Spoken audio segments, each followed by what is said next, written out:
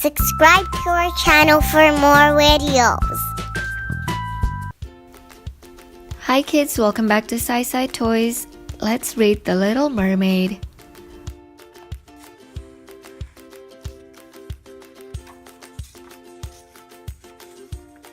Far beneath the ocean waves, in the land of the merpeople, lived a lovely young mermaid named Ariel.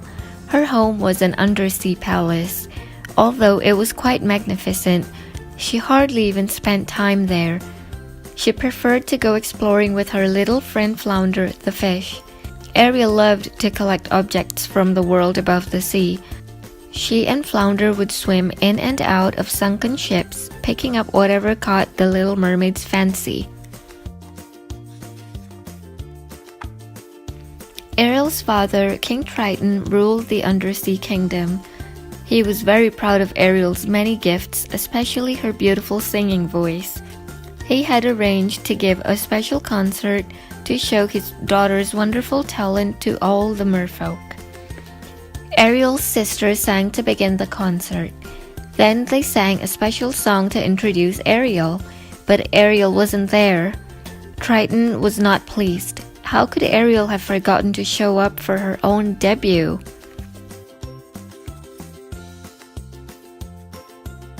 As usual, Ariel was off exploring. She had found a sunken ship to play in and had forgotten all about the concert. By the time she returned home, the guests had left.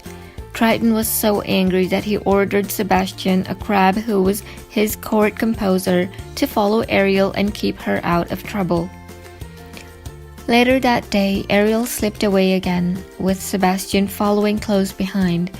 She hadn't gone far when a huge shadow darkened the waters above. "It's a ship!" she gasped with delight. Ariel swam to the surface to get a closer look. There were humans on board. One of them was very handsome. Ariel heard the others call him Prince Eric. But as Ariel watched, a sudden storm took them all by surprise. To her horror, the ship began to sink. Most of the people on board were able to climb safely into a lifeboat, but the handsome young prince was hit by a falling spar and thrown into the churning water. Ariel knew that humans could not live under the sea. She had to save the unconscious prince. There was no time to lose. She darted through the waves toward the prince as her friend Scuttle watched anxiously. Using all her strength, Ariel dragged the young prince to shore. Scuttle was waiting for them. The silly bird put his ear close to Eric's boot. "Sorry, Ariel, I can't make out a heartbeat," said Scuttle. Ariel placed her head on the prince's chest. "Oh, he's breathing, Scuttle," she cried. She was so happy that she began to sing to the prince. At the sound of Ariel's lovely voice, Eric's eyelids began to flutter.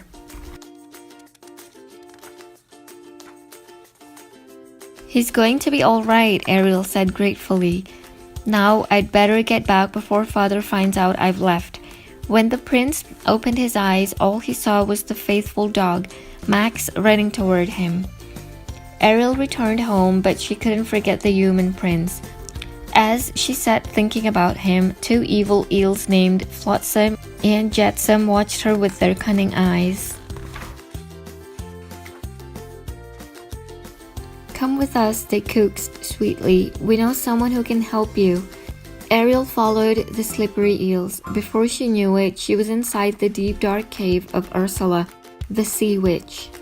Ursula knew how much Ariel missed Eric. She told the young mermaid that she could help her visit him for a price. "I will make you human so you can visit your young man," Ursula said.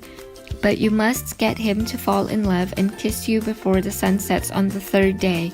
If you fail, you will turn back into a mermaid and return to the sea as my slave." Then Ursula laughed wickedly. "Oh, and one more thing, you must leave your voice with me." Poor Ariel, she would have done anything to see the young prince again. So she signed the agreement. Then the evil witch locked Ariel's beautiful voice inside a magic seashell that she wore around her neck. Flounder and Sebastian watched in amazement, and Ursula's magic powers changed Ariel into a human girl. Suddenly, Ariel could no longer live underwater. Luckily, her two friends rushed her up to the surface so she could breathe. Ursula cackled with glee. She intended to make sure Ariel did not get her kiss. Once Ariel was safe on the beach, Scuttle said, "There's something different about you, Ariel. I just can't put my foot on it." Ariel showed him her two legs. She wanted to tell Scuttle about what had happened to her, but since Ursula had taken her voice, Sebastian had to explain. When Ariel tried to stand, she found that balancing on her new legs was harder than it looked. "You can do it," said Scuttle, "just watch me." Sebastian shook his head in disbelief. How am I going to tell the king about this, he wondered. Meanwhile, Eric had not forgotten about the girl who had saved his life. Although he hadn't seen her, he had fallen in love with her wonderful voice. Eric would have given his entire kingdom to find her. Then, as he walking with Max, he saw Ariel on the beach. "Have we met before?" Eric asked, his heart skipping a beat. But his hopes were soon dashed when he found that Ariel could not speak. She can't be the one, he thought. Still, the prince felt sorry for Ariel, so he brought her to his castle. Her servants fed her and gave her pretty clothes to wear. The next day, the prince took Ariel for a coach ride through his kingdom. "She's so lovely," Eric said to himself. "If only she were the girl I've been searching for." The next day, the prince took Ariel for a boat ride. "There isn't much time," thought Ariel. "If he doesn't kiss me soon, I will become Ursula's slave." Although Ariel didn't know it, the prince was falling in love and he was just about to kiss her. But Flotsam and Jetsam had been watching them. They tipped the boat over and sent the young couple tumbling into the water before Ariel could get her kiss. Ursula had been watching the couple in her magic bubble. She decided to trick Eric so Ariel would never get her kiss. The witch transformed herself into a beautiful girl. With Ariel's voice locked inside the seashell necklace, Ursula would sound just like Eric's true love. The following day, as Ursula walked along the beach, the sound of Ariel's beautiful voice filled the air. Eric could hardly believe his ears. The girl who had saved his life had finally come back to him. Quickly, the sea witch put a spell on Eric and he decided to marry her right away. Ursula's nasty trick had worked. She and Eric were to be married on his ship that very day. In her cabin, Ursula laughed as she looked at her true reflection in the mirror. Luckily, Scuttle saw Ursula's real reflection too. Scuttle and Flounder rushed off to find Ariel and tell her about the sea witch's latest trick. "Don't worry, Ariel will help you," said Scuttle, as Flounder pulled her out of the ship. Then Scuttle flew to the ship. With the help of sea lions, pelicans, and other birds, Scuttle stopped the wedding. As Ariel climbed over the railing, the birds tore at Ursula's clothes and pulled her hair.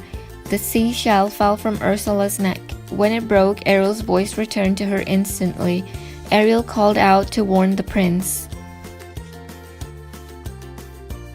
Then Eric knew he had been tricked, but time had run out. The sun had started to set, and Ariel was already turning back into a mermaid. "You belong to me now," gloated Ursula, who had turned back into her mean, ugly self. She grabbed Ariel and slithered into the sea. But Eric was not about to let Ariel slip away this time. Grabbing a harpoon, he dived into the sea and hurled it at the sea witch. That made Ursula angrier than ever. She transformed herself into a huge monster and tried to crush poor Ariel and the prince with her black tentacles. Eric clutched the little mermaid to him, trying to protect her from the witch's fury. Eric knew he had to do something, and fast. climbing aboard a ship that Ursula's angry trashing and raised from the bottom of the sea, he grabbed the wheel. He aimed the ship's prow at Ursula and sailed full speed ahead. As the boat struck the witch, she let out a terrible scream. Then she was gone forever. Everyone was glad the sea witch was gone, but Ariel was still unhappy. Even Triton could see that his daughter was truly in love. So, using his magic powers, he granted Ariel her dearest wish. He made her human again. Triton watched as Ariel and Eric walked toward the castle. "I'm going to miss her," King Triton said to Sebastian, "but I know they'll be happy." Soon after that, Eric and Ariel were married in a splendid shipboard wedding with all the merpeople looking on. And just as King Triton had predicted, they lived happily ever after.